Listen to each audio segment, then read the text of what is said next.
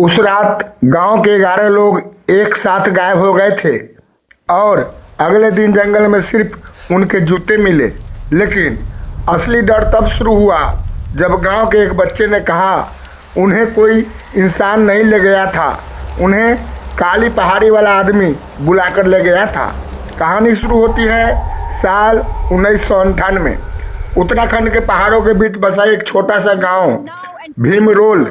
दिन में यह गांव जितना खूबसूरत लगता था, रात होते ही उतना ही डरावना बन जाता था। गांव के पीछे एक ऊंची काली पहाड़ी थी जहां जाने की मनाही थी। बुजुर्ग कहते थे जो भी वहां रात में गया वो कभी वापस नहीं आया। लेकिन नई पीढ़ी इन बातों पर हंसती थी। उन्हीं लड़कों में एक था अर्जुन, 22 साल का, निडर और हर बात को अंधविश्वास मानने वाला। एक रात गांव में बिजली चली गई, बारिश हो रही थी, चारों तरफ धुंध फैली हुई थी। तभी अर्जुन और उसके दोस्त शराब पीते हुए बोले, आज चलते हैं काली पहाड़ी पर, देखते हैं कौन सा भूत रहता है वहाँ। गांव वालों ने बहुत रोका। एक बूढ़ी औरत कांपती आवाज में बोली, अगर सीटी की आवाज़ सुनो तो पीछे मत मुड़ना। लेकिन लड़के हंसते हुए निकल गए। काली पहाड़ी की रात के 12 बजे बारिश की बूंदें पेड़ों से टकरा रही थी। जंगल में सिर्फ झिंगुरों की आवाज़ थी। जैसे जैसे वो ऊपर चढ़ते गए मोबाइल नेटवर्क गायब होने लगा। अचानक अर्जुन का दोस्त रोहित रुक गया। तुम लोगों ने सुना? दूर कहीं से धीमी सीटी की आवाज़ आ रही थी।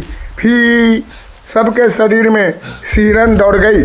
अर्जुन हंसकर बोला, कोई आदमी होगा। लेकिन तभी उन्हें महसूस हुआ आवाज़ उनके सामने से नहीं, पीछे से आ रही थी। रोहित डर कर पीछे मुड़ा और उसी पल उसकी चीख निकल गई। ओ कौन है? धुंध के बीच एक लंबा काला आदमी खड़ा था। चेहरा पूरी तरह अंधेरे में, सिर्फ उसकी सफ़ेद आंखें दिख रही थी। उसके हाथ असामान्य रूप से लंबे थे और शरीर बिल्कुल स्थिर, जैसे कोई इंसान नहीं कोई चीज़ हो। डर का असली खेल। अर्जुन ने टॉर्च उसकी तरफ घुमाई, लेकिन रोशनी उसके शरीर पर पड़ते ही अजीब तरीके से गायब हो गई, जैसे वो रोशनी को निगल रहा हो। तभी फिर वही सीटी, फिर और अचानक रोहित गायब। बस उसकी टॉर्च जमीन पर गिरती हुई दिखी। बाकी लड़के चीखते हुए भागने लगे। लेकिन जंगल अब वैसा नहीं था। रास्ते बदल चुके थे। हर तरफ वही पेड़, वही अंधेरा और हर दिशा से आती सीटी। अर्जुन को लगा कोई उनके पीछे चल रहा है। धीरे, बहुत धीरे, टक टक टक। उसने पीछे देखने की हिम्मत नहीं की। उसे बूढ़ी औरत की बात याद थी, पीछे मत मुड़ना। लेकिन तभी उसके दोस्त विक्रम की आवाज़ आई, अर्जुन बचा ले। आवाज़ बिल्कुल पीछे से आ रही थी। अर्जुन खुद को रोक नहीं पाया। उसने पीछे देखा और उसका खून जम गया। विक्रम हवा में लटका हुआ था। उसका शरीर ऐसे मुड़ा हुआ था जैसे किसी ने हड्डियाँ तोड़ दी हो और उसके नीचे वही काला आदमी खड़ा था, धीरे धीरे ऊपर देखते हुए। गांव में अगली सुबह गांव वालों को जंगल के पास सिर्फ जूते मिले, न लड़के मिले, न उनके शरीर, सिर्फ अर्जुन बचा। लेकिन वो अब पहले जैसा नहीं था। उसकी आंखें खाली रहती थी। वो किसी से बात नहीं करता था। बस रात होते ही एक ही बात दोहराता, वो इंसान नहीं है। गांव वालों ने पूछा, कौन? अर्जुन कांपते हुए बोला, ओ जो सीटी बजाता है। उसके बाद गांव में अजीब घटनाएं शुरू हो गई। रात में घरों के बाहर कीचड़ भरे पैरों के निशान मिलने लगे, जानवर गायब होने लगे और कई लोगों ने पहाड़ी पर सफ़ेद आंखें चमकती देखी। सबसे डरावनी घटना, एक रात गांव का छोटा बच्चा चिंटू अचानक घर से गायब हो गया। पूरा गांव उसे ढूंढने निकला। घंटों बाद वो जंगल के किनारे बैठा मिला, पूरी तरह चुप। जब उसकी माँ ने पूछा, कौन ले गया था तुम्हें, तो उसने धीरे से कहा, वो आदमी मुझे ऊपर ले गया था। कौन आदमी?